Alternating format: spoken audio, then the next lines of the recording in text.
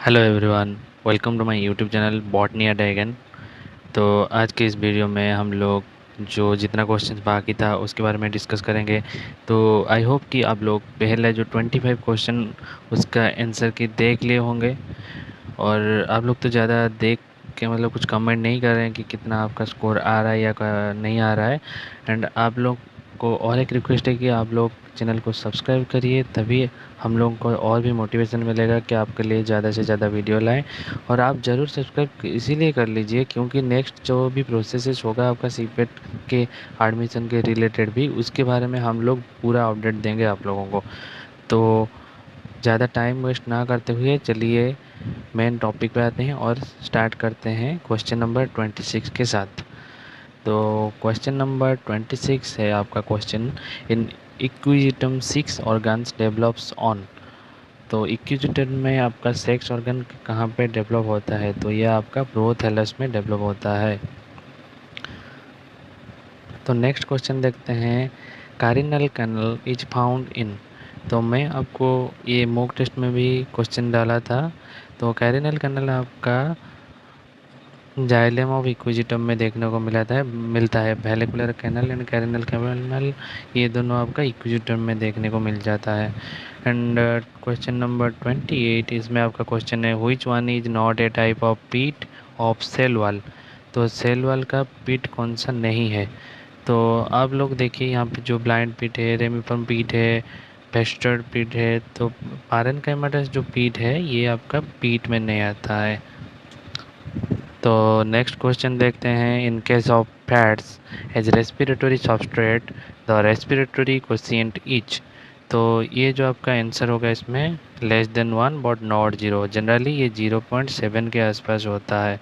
तो ये आपका आंसर हो जाएगा less than 1 but not 0। Which theory was proposed by Schuepp.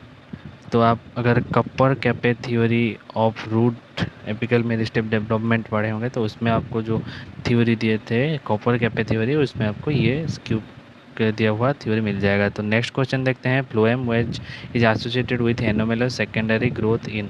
तो ये जो फ्लोएम वेज वाला सेकेंडरी ग्रोथ एनोमेलस ग्रोथ आपको किस में देखने को मिलता है? ये बिग्नोनिया में देखने को मिलता है। तो नेक्स्ट क्वेश्चन देखते हैं, in plant anatomy the term wood more commonly refers to. तो जो वुड या फिर लकड़ी हम बोलते हैं वो एक्चुअली कौन सा पार्ट होता है एनाटोमिकली देखें तो प्लांट का? तो प्लांट में जो होता है वो सेकेंडरी जाइलम जो बीच में फॉर्म होता है उसी को ही हम लोग वुड बोलते हैं। तो नेक्स्ट क्वेश्चन देखते हैं, which one is not which one is not one of the Vavilovian centre of origin of crop plant. बिल्कुल एग्जैक्टली ऐसा ही एक क्वेश्चन हमने मॉक टेस्ट में भी डाला था। और इसमें हिंदुस्तान का सेंटर है, चाइनीज सेंटर है, सेंट्रल एशियाटिक सेंटर है, और जो नहीं है वो है मंगोलियन सेंटर। और बिल्कुल हमने कौन सा नहीं है ऐसे ही डाला था, और ये तीन ऑप्शन के साथ यही ऑप्शन ही आपका नहीं। यहाँ पे कुछ और एक ऑप्शन हम लोग डाले थे जो कि ऑप्शन में नहीं था। तो ये आपका आंसर होगा ऑप्शन सी। तो देखिए कितना आपको मॉक टेस्ट का फ़ायदा हो रहा है। हम लोग आपको फ्री में ही कराए थे मॉक टेस्ट टेलीग्राम ग्रुप में, और वही आपको कितना फ़ायदा हो रहा है ये चीज़ आप देख लीजिए। तो नेक्स्ट क्वेश्चन देखते हैं, Protina opaque 2 composite is a variety of maize. तो नेक्स्ट क्वेश्चन देखते हैं, which is generic name of cotton plant. तो कॉटन प्लांट का जेनेरिक नेम आपको अगर पता होगा तो ये है Gossypium. Gossypium species is the generic name of cotton plant. तो नेक्स्ट क्वेश्चन देखते हैं 36 है, carnauba wax is obtained from. तो ये जो कर्नोवा वर्क्स है ये किससे ऑप्टेन होता है? तो ये आपका ऑप्टेन होता है कोपेरनिसिया स्पीसीज से। तो नेक्स्ट क्वेश्चन देखते हैं, which part of Curcuma longa plant has major economic importance. तो कुरकुमा लोंगा जो है ये प्लांट का जो मेजर इकोनॉमिक इम्पोर्टेंस वाला पार्ट कौन सा है? वो है आपका राइजोम। ओके, राइजोम है आपका। तो राइजोम जो है ये एक क्या है? ये रूट है? नहीं, ये रूट नहीं है, ये बॉड भी नहीं है, ये फ्लावर भी नहीं, ये एक मॉडिफाइड स्टेम है। तो आपका आंसर होगा option D, that is stem. Rhizome आपका क्या होता है? जो अंडरग्राउंड मॉडिफाइड स्टेम होता है। तो आपका आंसर हो गया डी। तो नेक्स्ट क्वेश्चन देखते हैं, how many contrasting pair of pea pod characters were considered by Mendel for his experiments. जो मेंडल ने 7 कैरेक्टर लिया था उनमें से पी पॉड के ऊपर कितना कैरेक्टर लिया था, तो इसके बारे में ये पूछे हैं। तो यहाँ पे आपका क्या था, pod shape and pod colour. तो यहाँ पे आपका होगा दो कैरेक्टर लिए थे पॉड के ऊपर। तो नेक्स्ट क्वेश्चन देखते हैं। In supplementary gene interaction in case of grain colour in maize the F2 phenotype ratio is. तो हम लोग क्वेश्चन में आपको कॉम्प्लीमेंटरी के बारे में पूछा था और मैं उस टाइम आपको बोला था कि ये जितने भी इंटरेक्शन का है ये सबका रेशियो याद रखिए, वहाँ पे जरूर एक क्वेश्चन आएगा। तो ये यहाँ पे देखिए एक डायरेक्ट क्वेश्चन है और इजी वाला क्वेश्चन है, ये आपका गलत ही नहीं होना चाहिए। तो नेक्स्ट क्वेश्चन देखते हैं। In case of extra chromosomal inheritance in Mirabilis jalapa the leaf phenotype is never. तो जो मिराबिलिस जलापा होता है वो एक एक्स्ट्रा क्रोमोजोमल इनहेरिटेंस होता है जिसमें कि आपका क्लोरोप्लास्ट का इनहेरिटेंस को देखा जाता है, जो कि मदर से कैरी होता है आपका ऑफस्प्रिंग में।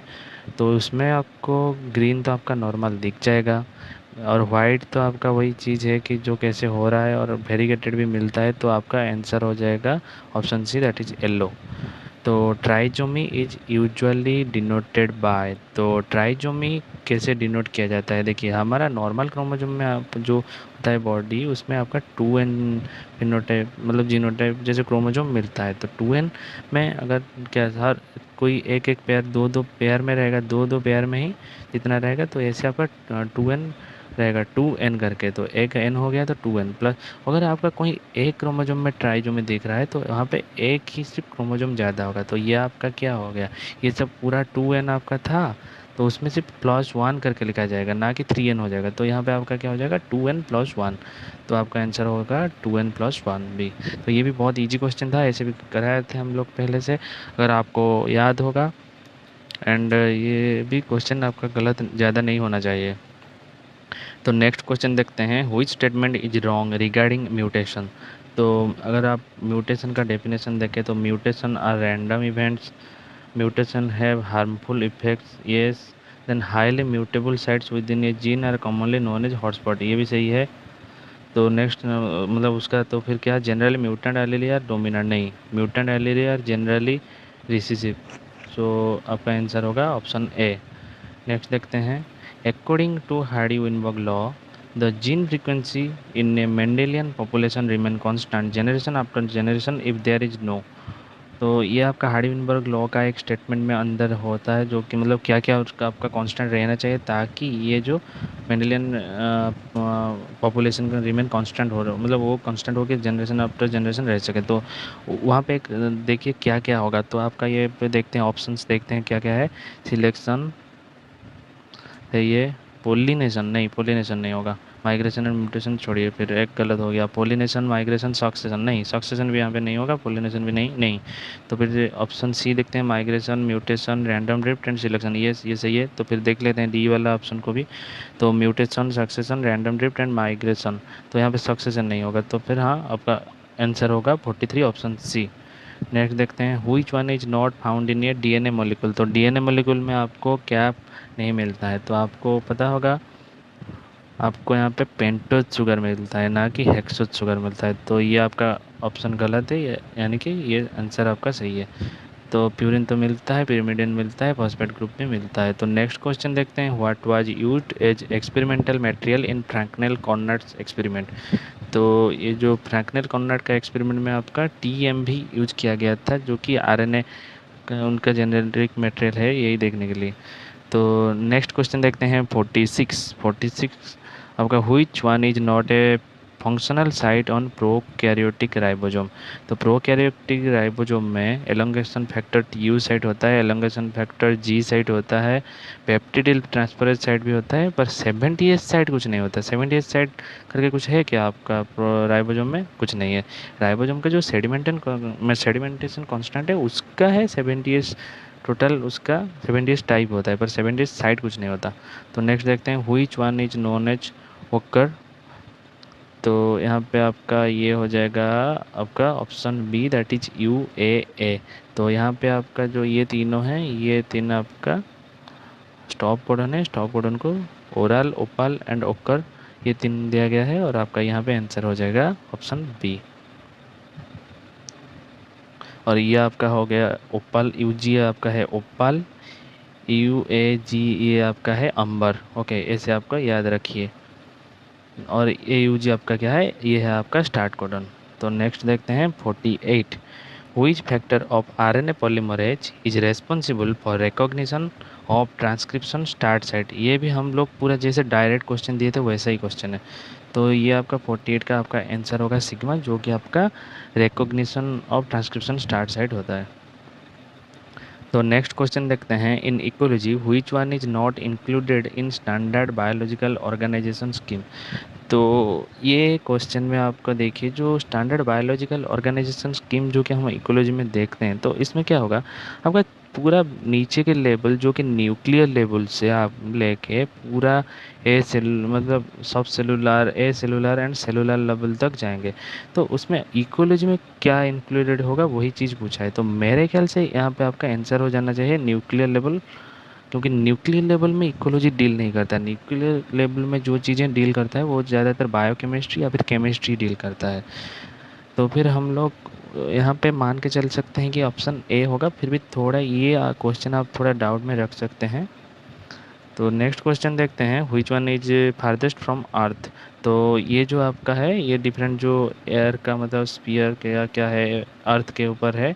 तो पहले आपका आएगा ट्रोपोस्फियर, फिर स्ट्रेटोस्फियर, फिर मेजोस्फियर, फिर आपका आएगा थर्मोस्फियर। तो यानी यहाँ पे आपका सबसे आउटर लेयर होगा आपका thermosphere, option D.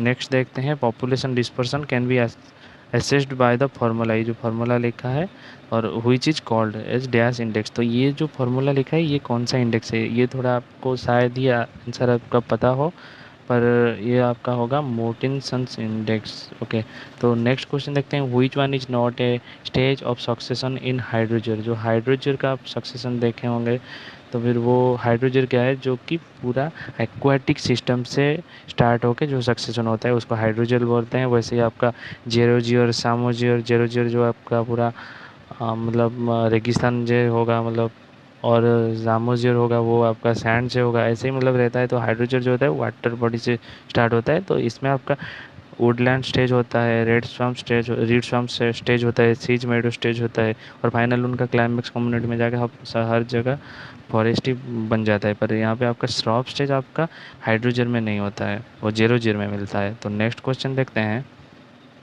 D Chatterjee has divided India into how many phytogeographical divisions.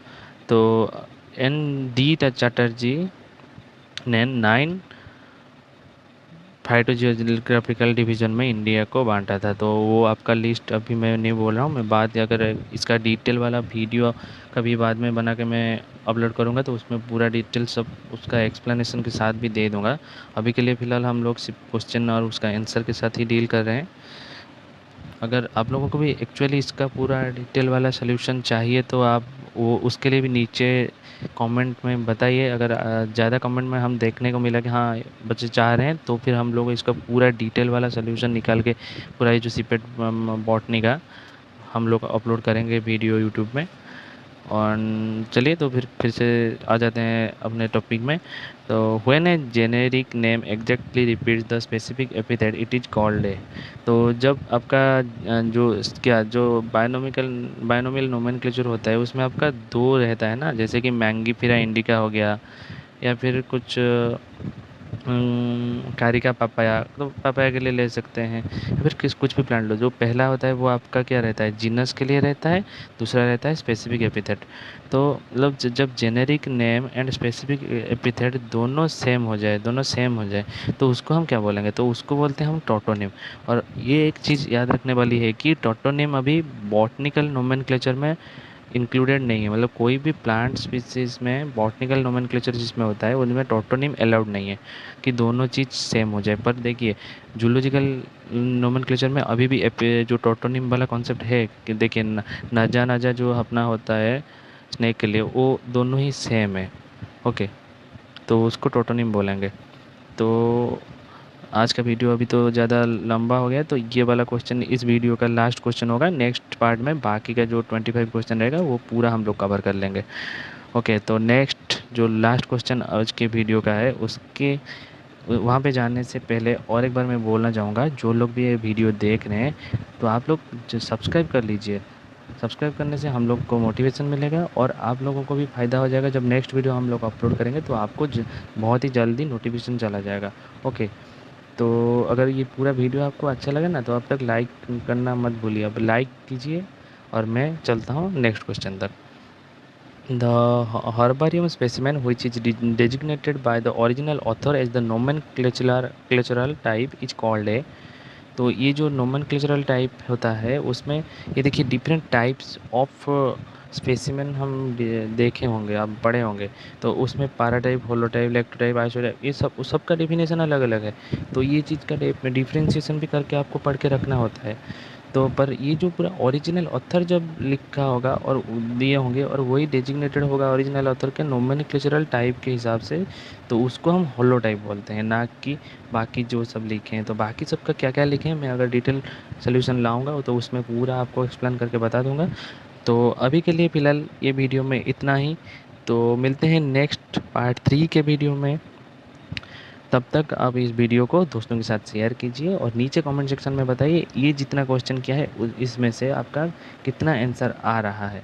अगर सही आ रहा है मैं आपको फिर मतलब कुछ अगर क्वेश्चन में गलत आ रहा है और हमारा कुछ आपका आंसर सही आ रहा है तो मैं वो भी आपको कमेंट सेक्शन में बता दूंगा पिन करके कि हाँ ये क्वेश्चन गलत है। या फिर तो आप मतलब कोई किसी में अगर डाउट हो रहा है तो यहाँ पे बताइए, या फिर टेलीग्राम ग्रुप ज्वाइन होकर वहाँ पे भी आप पूछ सकते हैं। ओके, तो thanks for watching this video.